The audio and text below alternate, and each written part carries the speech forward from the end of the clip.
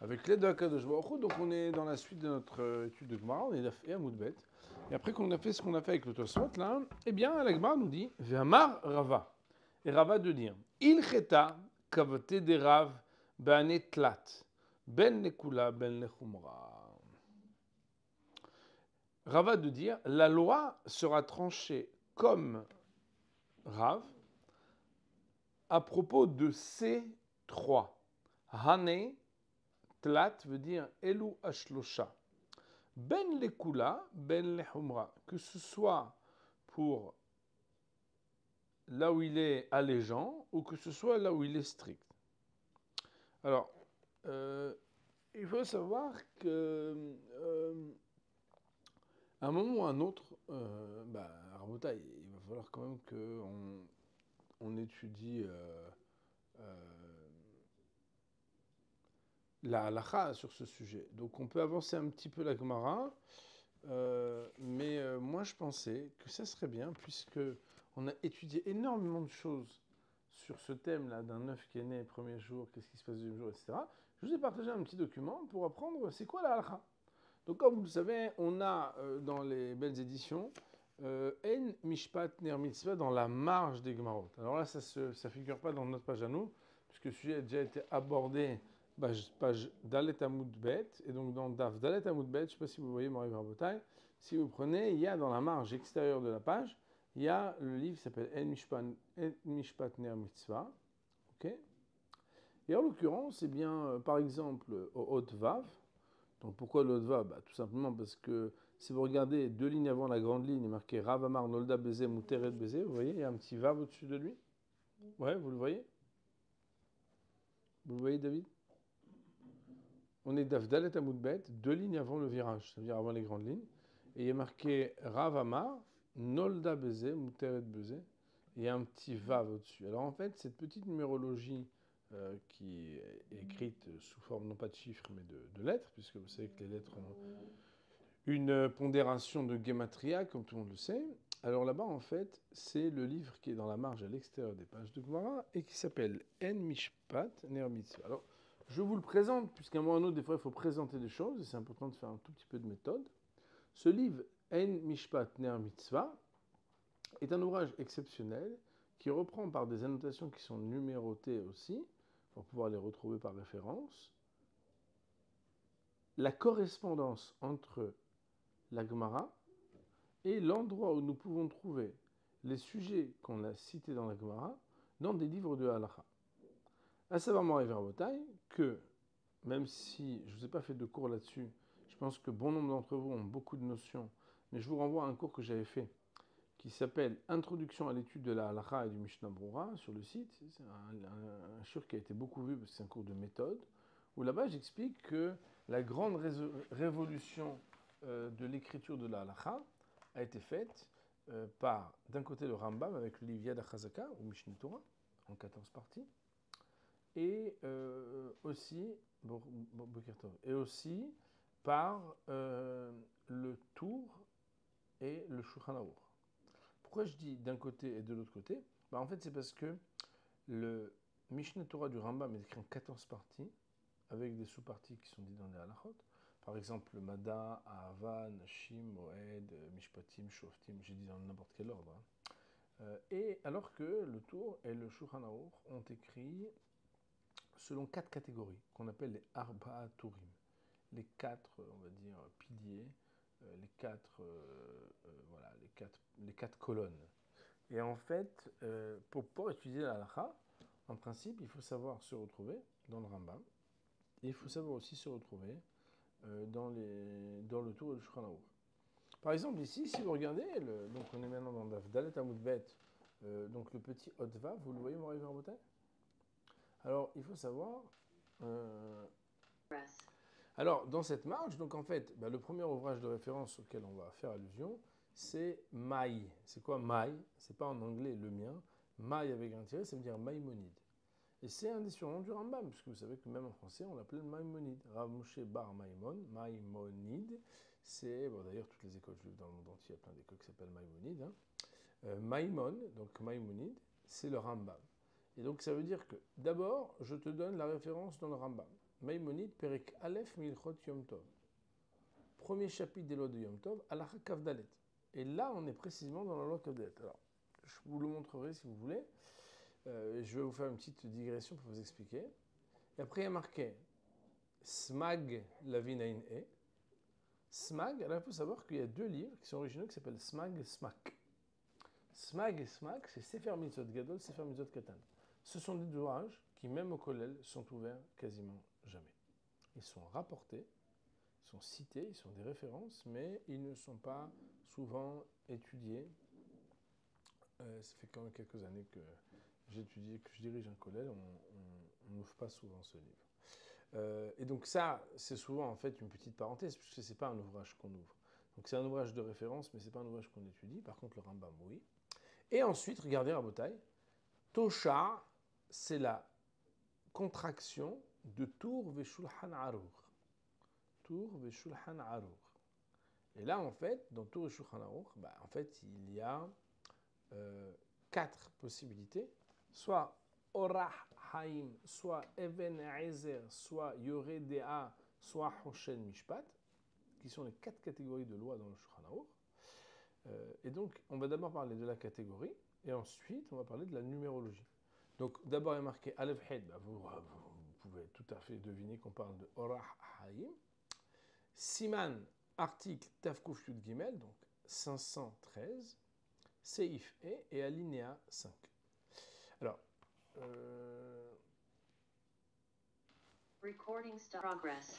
alors à Botaï, donc si on regarde donc le Rambam, bon, j'ai expliqué voilà, à l'oral en dehors de l'enregistrement des petites choses importantes, et vous voyez qu'il y a aussi donc Tour Shulchan Aruch, Orah Haim, partie Orah Haim, Siman Tafkuf Yud Gimel, article 413, alinéa 5. Alors, il faut savoir que c'est beaucoup plus facile à trouver une loi dans le Shulchan Aruch et dans le Tour que dans le Rambam, puisque les catégories, les 4 colonnes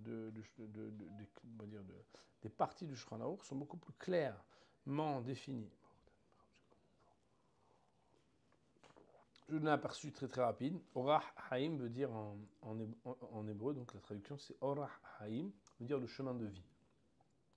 Et le chemin de vie, il faut savoir que cette partie-là du Shulchan Aruch, qui s'appelle le chemin de vie, elle concerne les lois des prières, les lois des fêtes et les lois du Shabbat. Et c'est en fait un peu le chemin de vie de tous les jours. Bien sûr, on aura la loi de la Kriyat Torah, etc. Ça, c'est la première partie. Il y a en deuxième partie la partie qui parle de Even Haezer. Even Haezer, c'est les engagements un homme vis-à-vis de sa femme. Ça peut être le mariage, Bar Minan, le divorce, ça peut être la Ketouba, ça peut être le Yiboum, ça peut être enfin, toutes sortes de choses comme ça. Hoshen Mishpat, comme son nom l'indique, c'est les lois entre un homme et son prochain.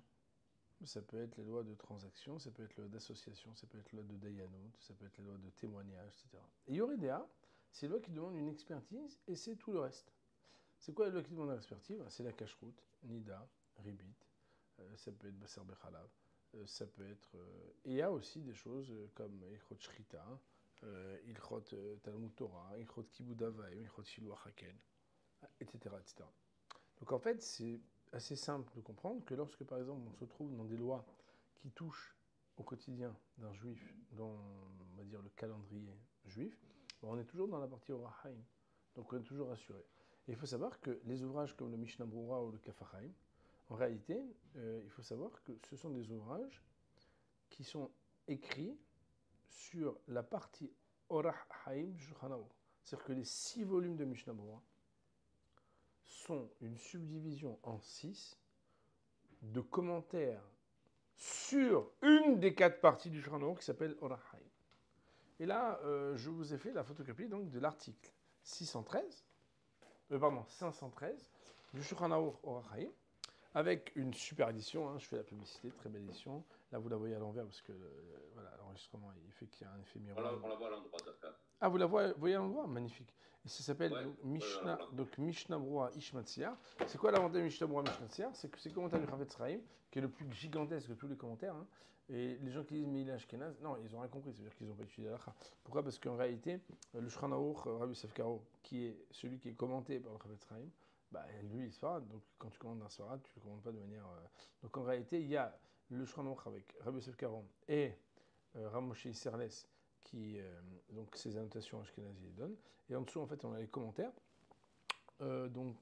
qui rassemblent Taz, Magen Avraham, Marissa Shekel, Rida, etc. Bon, ça, c'est pas très important pour vous. Un jour, on fera un cours d'études méthodiques de Halacha, Bezrat Hashem. Et à côté, ce qu'ils ont fait de bien, c'est qu'ils ont mis, et c'est ça la valeur ajoutée de la version Ishmatzia, ils ont donné les psakim, les décisions des Sfaradim. Ça veut dire Rabbi Yosef, Rabbi Shalom Messas, le Rida, le Kafar Haim, le Ben Ishraï, entre autres. Et donc ça nous permet à nous, quand on est chez Mishnah Berurah, de ne manquer de rien. Tout est servi sur un plateau. Et donc, je vous invite à ce que nous regardions ensemble quelques alinéas donc, de ce Shulchan Aruch. Alors chez nous, il y a marqué Seif He, mais comme nous, on a commencé depuis le début de la Maseret. Alors vous voyez, Rabotai, que sur ce texte, si vous êtes vraiment bon, vous pouvez regarder qu'il y a aussi... je ne veux pas être embêté si je vous dis quelque chose qu'on ne va pas trouver tout de suite. Est-ce que vous voyez, dans la première page que je vous ai scannée, en plus il est en belle qualité, en haut à droite, vous avez le Be'er Hagola. Vous voyez? Tout en haut à droite. Oui. Et Be'er Hagola, en fait, ce sont des annotations qui, par exemple, à la deuxième ligne, marquée Tav Kuf Yud Gimel avec le petit Aleph, ce sont des annotations qui sont exactement l'inverse de En Mishpat Ner Mitzvah de la Gemara, c'est-à-dire la correspondance Gemara vers la Halacha. Là, on fait Halacha vers la Gemara. Par exemple, un gars, il va utiliser ce Seif et il veut savoir où est-ce qu'on trouve ça dans la Gemara. Lui, il a écrit ici, Tav Kuf Yud Gimel, là où on marquait Beitza dans le texte d'en bas, là, sur le Seif Aleph, marqué Beitza, on dit Braïta Beitza Dav Gimel. Donc tu peux trouver une Braïta dans Beitza à la page Gimel, avec un point, ça veut dire Gimel Amoud Aleph. Après, il y a marqué Bet, c'est Ayen Bet Yosef, donc ça il dit c'est pas une Gemara, c'est Bet Yosef. Après Gimel, c'est Braïta ou Gemara, etc. Et en fait, ça nous permet de faire la correspondance. Okay, alors, on commence un petit peu ce article Shulchan Aruch, ça nous permet juste de faire la synthèse, puisque nous avons étudié énormément de données. Je pense que c'est quand même sympa de passer une ou deux séances et de connaître un peu de halakha sur ces sujets que nous avons étudiés. J'espère que ça vous convient. C'est ce que j'ai prévu. Je pense que méthodiquement, c'est intéressant de le faire. Vous êtes d'accord? Ouais. Vous êtes. Voilà, je crois. Donc, Shulchan Aruch, le Tav Kuf Yud Gimel, Shulchan Aruch, il est très méthodique, puisqu'il a le nom d'article avec le nombre d'alinéas et le titre. Din Beitza Shenla Beyom Tov, la loi d'une Beitza d'un œuf qui est né à Yom Tov. Ubo Shmone Seifim. Et il y a 8 alinéas à cet article Shulchan Aruch. Seif Aleph. Beitza Shenla Beyom Tov Asur Ligarba. Un œuf qui est né par Yom Tov, on n'a pas le droit de le toucher. Daïnou le taltela. C'est-à-dire quoi toucher? Ça veut dire déplacer. On sait qu'il y a dans le Shulchan Aruch Siman Shinchet, à l'article 308 du Shulchan Aruch, il y a là-bas les lois du Moukhtse. Et une des grandes introductions de nos décisionnaires sur le Moukhtse, c'est que Moukhtse, c'est pas interdit de toucher, c'est interdit de déplacer. Le mot qui revient tout le temps, c'est l'étaltel, tiltul. Déplacer, ça veut dire prendre d'un endroit et mettre dans un autre. Mais attention, on ne parle pas de Avara Birshut Arabim. Tu es dans le même domaine, tu es chez toi, tu dis mais je fais ce que je veux, je suis chez moi. Non, tu fais pas ce que tu veux. Il y a des objets qui n'ont pas le droit d'être déplacés même d'un endroit à l'autre, même dans la même pièce, le Shabbat ou ici aussi le Yom Tov. Donc on dit Asur li Garba, donc on prend ici les mots en fait Ken, on va dire de la Braïta ou du Bet Yosef, et on nous dit, le Rama nous dit Aïdaïnou l'étaltela, c'est-à-dire qu'on n'a pas le droit de la déplacer. Vekol shken shelo lechla, et a fortiori qu'on n'a pas le droit de la manger. Veimitarva afilu be'elef kula masorot, et si elle s'est mélangée parmi même 1000 œufs, alors tous sont interdits. Il nous dit Mishnah Berurah, vous l'avez? C'est Ifalef Sif Ktan Alef. Beitza shenoda beyom tov. Vous l'avez? Il nous dit Mishnah Berurah, afilu mitarnegolet omedet la'achila delekaba muktzeh. Même si cet œuf vient d'une poule qui était prédisposée à être mangée, à propos de laquelle, a priori, il n'y a pas de muktzeh. Des ibae shachit, là, que s'il voulait, il aurait pu même la shrit et l'égorger. Mikol makom. Néanmoins, abetza asura ba'achila. L'œuf sera interdit. Pourquoi? Des biyom tov shechaliot bechad beshabbat asura midoraita. Parce que voilà qu'il existe, oui, un cas de figure où si le yom tov tombe dimanche, c'est interdit de la Torah. Pourquoi? Parce que des kol betza de mitiel da'idna, metmon gamra la bemea. Car tout œuf qui naît aujourd'hui, ça veut dire, par exemple, le dimanche yom tov, c'est depuis la veille qu'elle a été terminée dans les entrailles de sa poule, de sa mère. Et alors quoi? Et comme la veille c'était Shabbat, el Shabbat mechinal yom tov. Le Shabbat n'a pas le droit de préparer pour Yom Tov. Donc, étant donné qu'il existe un cas de figure de Horaïta, où si l'œuf il est né un dimanche, Yom Tov, et que c'est le Shabbat qu'il aurait préparé. Or, Shabbat n'a pas le droit de préparer pour Yom Tov. C'est interdit de la Torah. Vekazrinan Yom Tov de Alma, Mishum Yom Tov Achara Shabbat. Et nos Chachamim, on pourrait dire nous, puisque Nan c'est nous, et nous avons mis comme barrière et interdit le Yom Tov classique, c'est-à-dire le Yom Tov sans Shabbat avant, d'interdire aussi, de peur d'en arriver au Yom Tov qui est après Shabbat. Et puisqu'on n'a pas le droit de la manger, alors Asura Betiltur, mais il est Asura Betiltur, automatiquement aussi sera interdit de déplacer. Vayen Beresh Simantav Kuftetvav. Et si vous voulez, vous regardez au début de l'article 415, Mashketav Nushambeze, ce qu'on a expliqué, ce qu'on a écrit là-bas. On voit à Botaï que le fait d'avoir eu des notions de Gemara sur ce sujet nous permet de lire le Mishnah Bora d'une manière beaucoup plus fluide, parce qu'on a ici toutes les notions avec le principe de Achana Mishabat le Yom Tov, que c'est appris d'un passou qui dit Vechim Tishareviu, et qu'il y a une Xéra de Yom Tov habituel à tout Yom Tov, Achara Shabbat. Ouais. Il nous dit le Rav, Asur Ligaba, donc Seif Katan Bet. Moi j'ai l'habitude de dire en méthode d'étude de Mishnah Bora, de toujours regarder à nouveau What does it command. Ça veut dire sur quoi ça se rapporte. Et on voit qu'il est marqué Asur Ligaba, on n'a pas le droit de la toucher. Il dit Mishnah Bora, bien qu'il n'y a pas d'interdiction de toucher, comme Bémet on l'apprend au début, donc dans l'article 308, ce que je vous ai dit, Beitza Shaine, l'œuf c'est différent, on n'aura pas le droit de le toucher. Pourquoi ? Parce que Kevan chez Udavar Amilgagel, puisque c'est un truc qui est rond et qui roule, on a peur que s'il la touche, eh ben, ça va la faire se déplacer par le fait de toucher. Parce que quand on touche quelque chose de rond, rabotaille, vous savez que des fois on ne sait pas où ça va. Alors là, vous avez une petite annotation qu'on va dans la marge, petite annotation numéro 2, Caroline ici, parce qu'il me sera dit. Vous l'avez ? Il est marqué Vechen Iskim Meshut Yabia Omer. Le Rav Ovadia Yosef, il a un livre qui s'appelle Yabia Omer. Ouais. Si ça vous intéresse, je vous montre. Le livre Yabia Omer, il ressemble à ça. Et il est en 11 volumes. Donc c'est un livre, c'est le livre, on va dire, où le Rav Yosef, voilà, il explique tout ce qu'il a expliqué. Il y a d'autres livres comme Yechavedat, c'était des émissions radio qui ont été retranscrites, beaucoup plus accessibles au grand public. Et bien évidemment, Chazon Ovadia, un livre qui a été écrit par un de ses élèves, reprenant chacune de ses décisions, et plus populaire, Yalkut Yosef, mais Yalkut Yosef, c'est le livre de Rabbi Tzrek Yosef, citant la plupart du temps son père.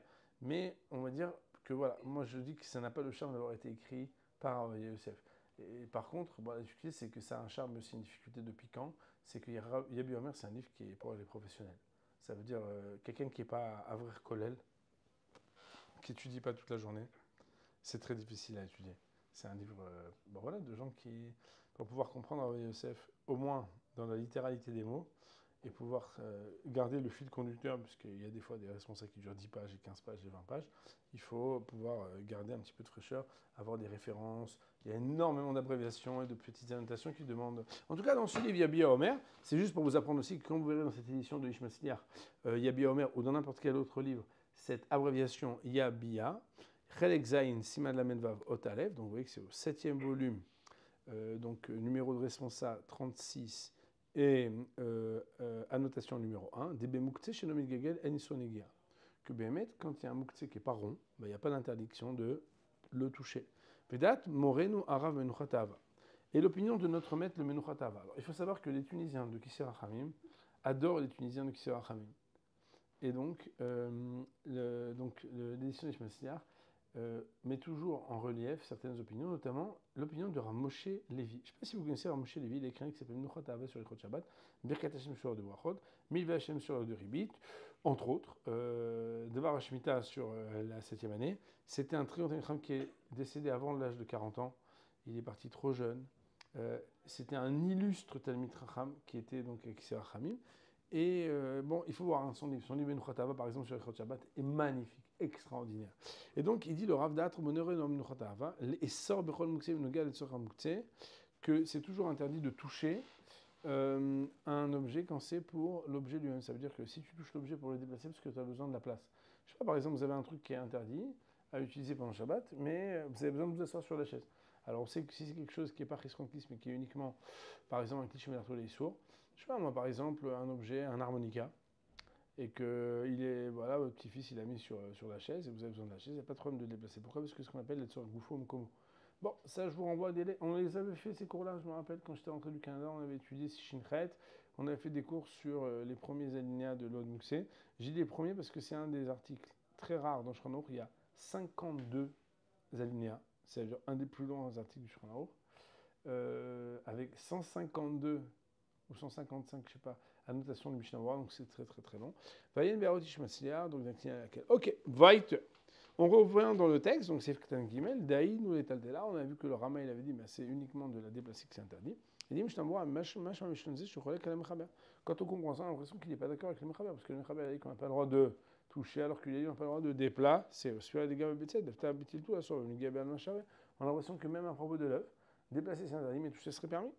אבל מכמה האחרונים, משמע שסירה ליהודה אפילו בנגיעה אסור, mais באמת, à cause de plusieurs décisionnaires, on apprendrait, on comprendrait que même toucher serait quelque chose qui serait interdit.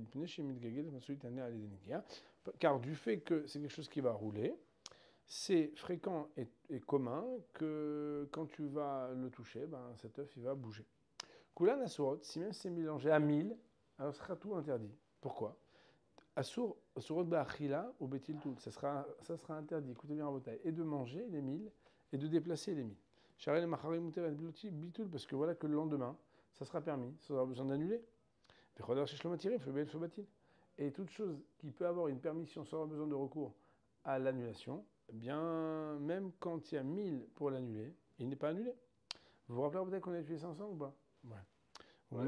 Au misé atam asar beseif bet besafek. Et d'ailleurs, on va voir que dans le seif bet, puisque ça va être le deuxième alinéa de Shulchan Aruch, on dira que les Bahamas safek de Rabbanan lekula, que même si habituellement un safek de Rabbanan c'est lekula, alors ici, comme il y a une autre composante, c'est qu'il y a davar shematir aflu be'el aflu batil, même il des Rabbanan, ça sera quelque chose d'interdit.